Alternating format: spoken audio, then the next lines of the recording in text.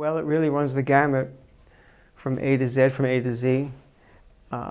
You'll encounter people who will be open and curious and want to know more. You'll encounter people who will be polite and deferential, and maybe they'll be interested, maybe they won't. Maybe they'll remember what you said, maybe they'll just store it in the back of their minds, maybe they'll forget about it. You'll encounter people who will let you know that they really don't want to have that conversation with you. But that's all right. It's not our responsibility to convince. If we can convince, praise the Lord. But we have to remember what the Lord told us in terms of our job, if you can use such a pedestrian word. He said, "You will be my witnesses."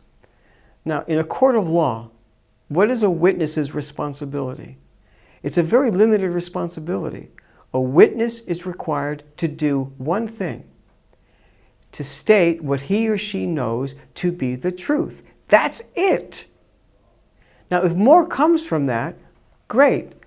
If the witness convinces the jury, wonderful. If the witness is an expert witness and can add special credibility to his or her words, great. But that's not a requirement.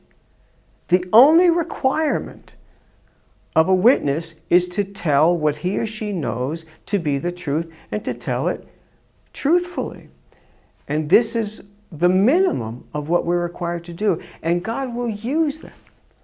God always uses whatever words spoken. We just have to make sure that we don't put the limit on how He wants to use what we say. Isaiah chapter 55, God promises that His word doesn't return void. But He goes on to say it'll produce whatever result that He intended it to produce. That might be receptivity, that might be polarization. That's not our concern. We just need to be faithful witnesses. What happens if we share with a friend? Any number of things could happen. But the result isn't the issue. The result is whether or not we're faithful to the calling. The calling is to be a witness.